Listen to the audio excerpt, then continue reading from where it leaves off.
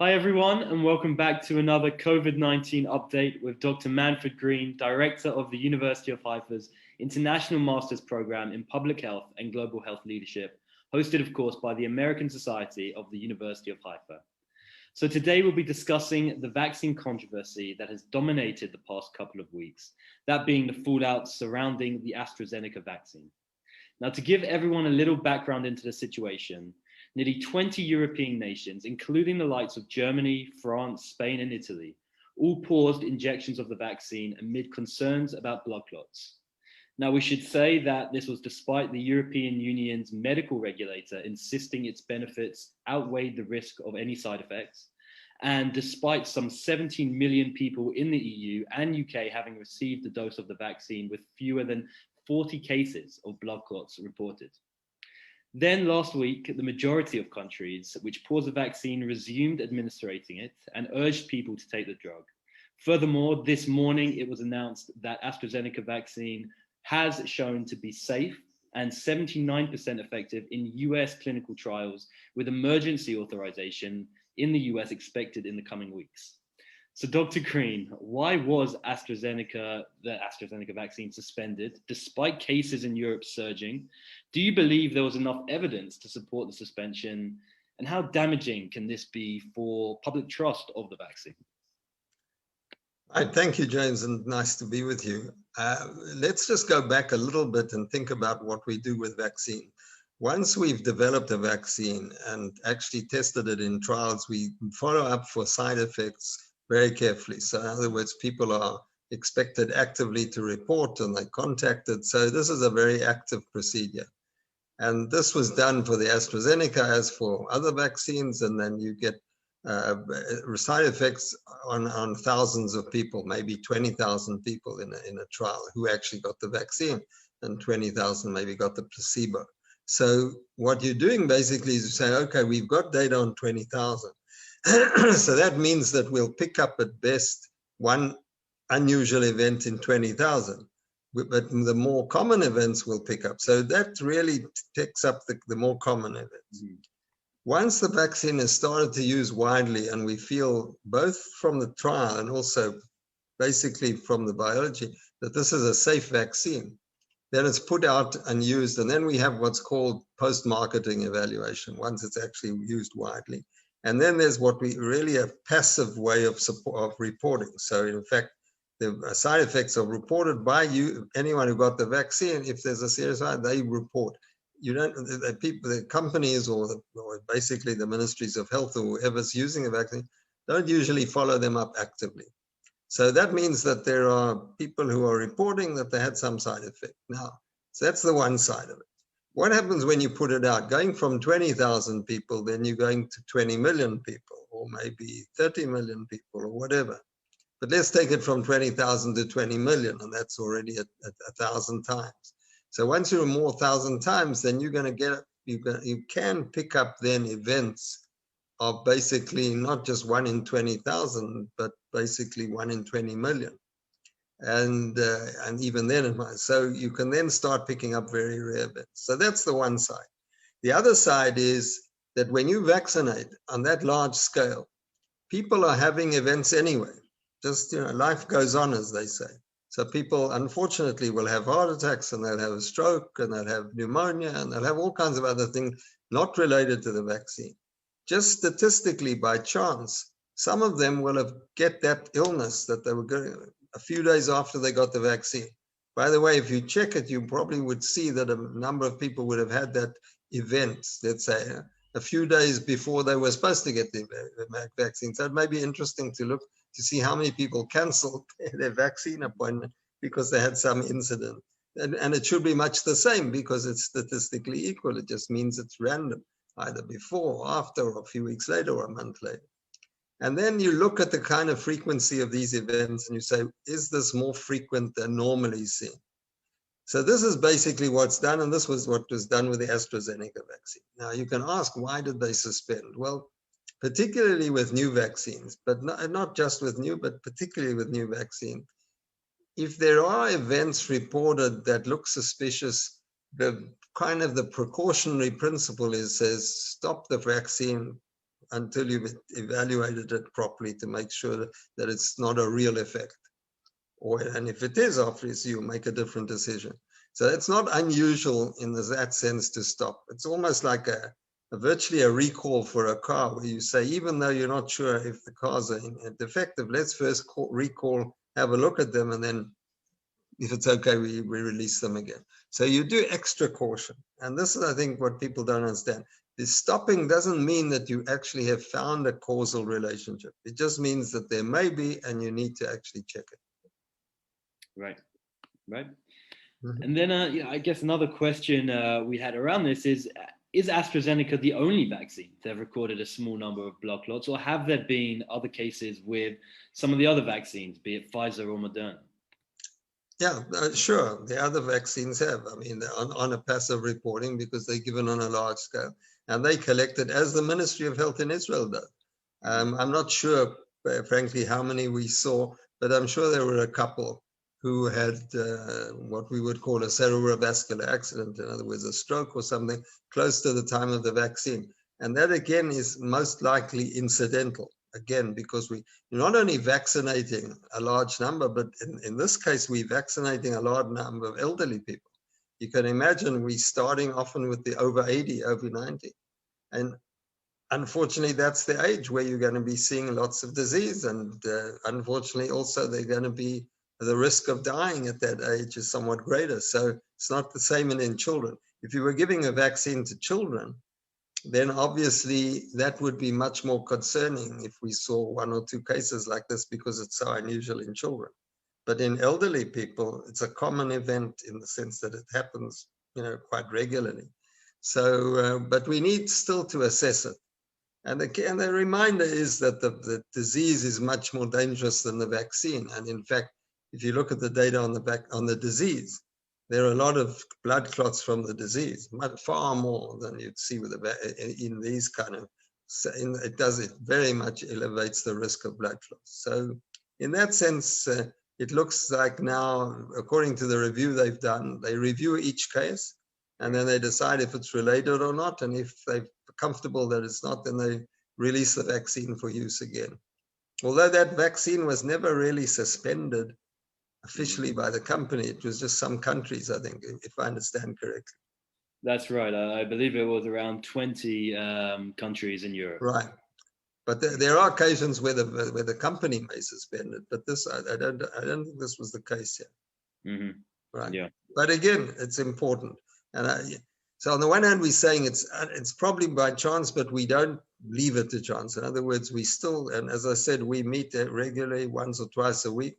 We go through all the side effects that have been reported, and we look to see whether they may be related or not. Even though it's a routine procedure.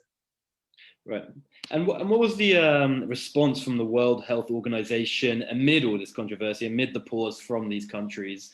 And I guess, what would your advice be to anyone worried about taking the AstraZeneca vaccine following a drastic fall in public trust, which is what has happened in a lot of these European countries? It's a very difficult situation. Let's assume that you're taking acetaminophen, paracetamol, Acamol, to lower fever, whatever it is.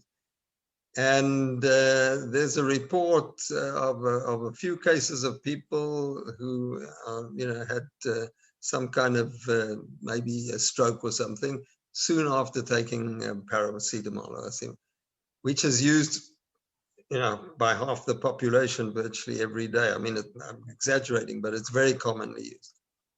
So the company or the government may say, let's wait a while and just check to see that there isn't some problem either with the batch or something like that. And you know in advance that that's going to affect public trust. So you need to have a lot of what we call risk communication. The public has to understand that this is a routine procedure. To a certain extent, I think it was, I don't know if it was badly handled, but the countries, without real justification, instead of saying, look, this is a routine procedure, and we're doing this as a precautionary measure each time, and we do this with everything, with all medications, vaccine, and we'll do it, and it's basically a break. It's not a suspension. We're taking a week or two just to check again, make sure there's no problem, and then we go back to using it. So that's the message that should go through.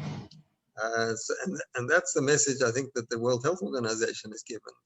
But I know that it's difficult for people to understand that and sometimes to accept it. Right, right. So without going too far into this, but can you briefly explain how the AstraZeneca vaccine works and how it differs from that of Pfizer and Moderna? Okay, now here, one of the interesting things is that for somebody who's not involved in vaccinology, producing vaccine, it might sound very strange and sometimes even frightening, but it's actually a routine kind of process. And of course, because there are the genetic aspects, people are concerned that there may be some effect on your own genetics. So first of all, that's nonsense. It doesn't affect your genetics. There are a couple of ways. I mean, we do this all the time. So we produce things using genetic technology, which is unrelated to your own genetics. So what you do with the Moderna or Pfizer vaccine is basically what they're doing is they're actually taking the part of the virus. Obviously, this is in a very nanoparticle, virtually, or molecular level, taking part of the virus, which is the antigen, the thing that comes into contact with your body, and your body attaches to your cell, and you recognize it as something foreign, and you produce antibody.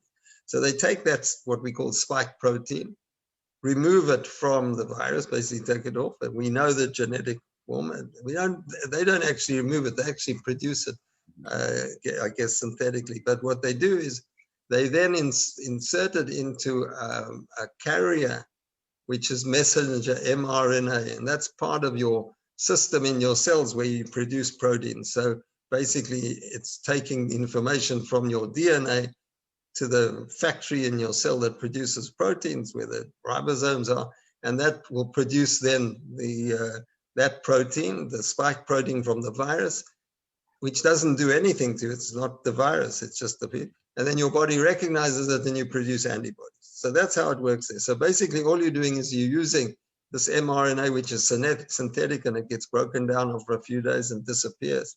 It's just a carrier. It's like a little car that brings it in, takes it to a place, and then does its job, disappears. Your body recognizes that.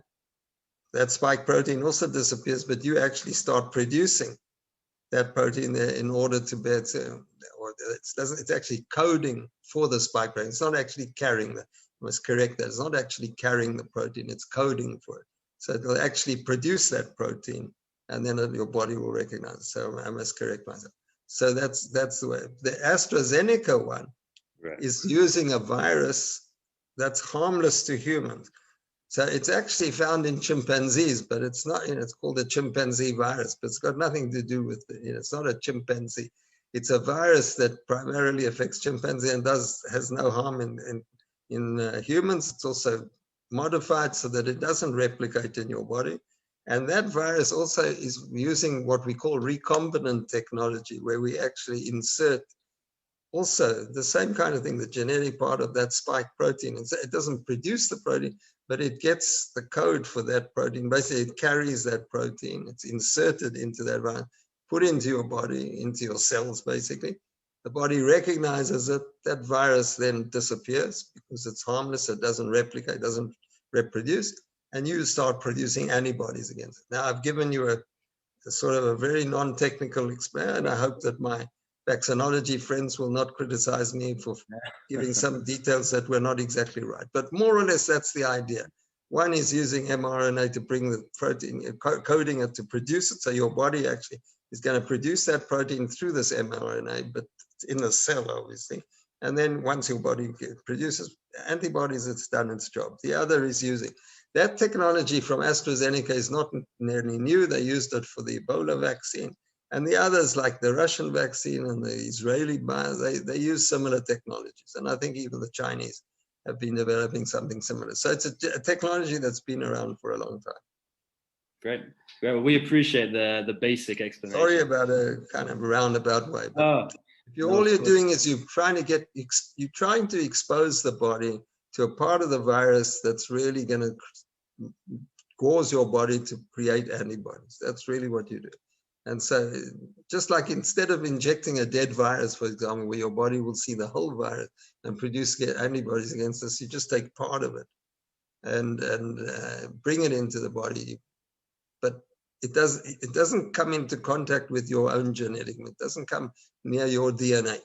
So nobody has to be concerned that somehow you're going to turn into a chimpanzee or a virus or whatever. Right, got it. It won't happen. Great. Now I know we're running out of time, so there's one more question that we wanted to get to, which was sent in to us, and it is in reference to this morning's US clinical trials. AstraZeneca actually suggested that stretching out doses, which is actually what's happening in UK and other countries that have done this, that could further boost effectiveness of the vaccine. So where do you stand on the optimal wait time between the first and second vaccine? Yeah, this I think has caused a lot of confusion, and in a sense, I blame the companies. I don't know if we can blame the companies or the health authorities to giving the impression to the public that if you didn't get your second dose on one particular day, the vaccine wouldn't work. Vaccinology doesn't work. Vaccines don't work like that. They don't have a clock that tells you exactly the time. What they do basically is in clinical trials early on, they look at the dose of vaccine, the spacing of the doses, and they more or less judge where, in fact, it's probably going to have the best effect. So Pfizer and Moderna, or Pfizer, I think, came to the conclusion that 21 days, Moderna maybe 30 days, but really, as I say, it makes very, very little difference. In fact, we often say is that actually the timing between the first and second dose is almost irrelevant. The only problem is not to give it too early. Because if you give it too early, then you haven't had the chance for the body to be primed. So if somebody said, I got the first dose on day 0, and then I got the next dose a week later, I'd say that wasn't a good idea. It's too early. It doesn't have that booster effect. You first have to have the body starting to produce antibodies, or at least getting to know the antigen, and then the second doses. So there's no, and in fact, it looks like it in not only the Pfizer one, but also for not only the AstraZeneca, but the Pfizer. Maybe if you stretch it out, and I'll tell you a secret, but I didn't do it in the end. I was a coward, I think. When I took my vaccine here at Pfizer, I was debating with myself, should I just miss my appointment for the second dose and go a little bit later? But then I thought, you know what, they might tell me I can't get the second dose for some bureaucratic reason. So I went for it.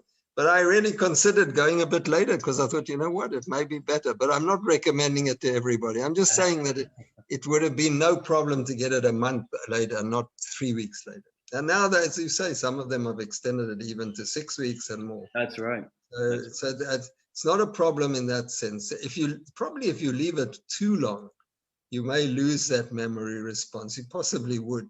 But in other vaccines, we don't really set a limit, an upper limit of the timing. We recommend, for example, hepatitis B, you'll say after a month or 6 months or whatever, but we don't necessarily say it's not allowed. If somebody, last thing I'll say, if you got your vaccine late, let's say somebody got a Pfizer vaccine and instead of after 3 weeks, they got it after 6 weeks or 2 months, we wouldn't tell them to have another dose, I believe. That's my feeling, my opinion.